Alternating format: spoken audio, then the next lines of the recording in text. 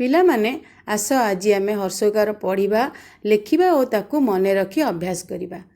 ହର୍ଷଉକାରର ସାଙ୍କେତିକ ଚିହ୍ନ ଦେଖିବାକୁ ଠିକ୍ ଚାରିପରି। ହର୍ଷଉକାର ଅକ୍ଷରର ତଳେ ଦିଆଯାଇଥାଏ। ଯେପରି କ ହଲନ୍ତ ଯୁକ୍ତ ହର୍ଷଉ, କ ହର୍ଷଉ କୁ, ଖ ହଲନ୍ତ ଯୁକ୍ତ ହର୍ଷଉ, ଖ ହର୍ଷଉ ଖୁ।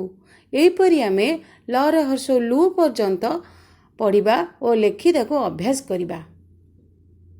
ଗରେ ହର୍ଷଉ ଗୁ, ଘରେ ହର୍ଷଉ ଘୁ, ଚରେ ହର୍ଷଉ ଚୁ, ଛରେ ହର୍ଷଉ ଛୁ, ଜରେ ହର୍ଷଉ ଜୁ, ଝରେ ହର୍ଷଉ ଝୁ, ଟରେ ହର୍ଷଉ ଟୁ, ଠରେ ହର୍ଷଉ ଠୁ, ଡରେ ହର୍ଷଉ ଡୁ, ଢରେ ହର୍ଷଉ ଢୁ, ମୁଦେଣ ହର୍ଷଉ ଣୁ, ତରେ ହର୍ଷଉ ତୁ, ଥରେ ହର୍ଷଉ ଥୁ, ଦରେ ହର୍ଷଉ ଦୁ, ଧରେ ହର୍ଷଉ ଧୁ, ନରେ ହର୍ଷଉ ନୁ, ପରେ ହର୍ଷଉ ପୁ, ଫରେ ହର୍ଷଉ ଫୁ, ବରେ ହର୍ଷଉ ବୁ, ଭରେ ହର୍ଷଉ ଭୁ, ମରେ ହର୍ଷଉ ମୁ, ଜିୟରେ ହର୍ଷଉ ଜୁ, ରରେ ହର୍ଷଉ ରୁ, ଳରେ ହର୍ଷଉ ଳୁ, ବରେ ହର୍ଷଉ ବୁ, ତାଲବେଶରେ ହର୍ଷଉ ସୁ, ମୂର୍ଧନ୍ୟସରେ ହର୍ଷଉ ସୁ, ଦନ୍ତେସରେ ହର୍ଷଉ ସୁ, ହରେ ହର୍ଷଉ ହୁ,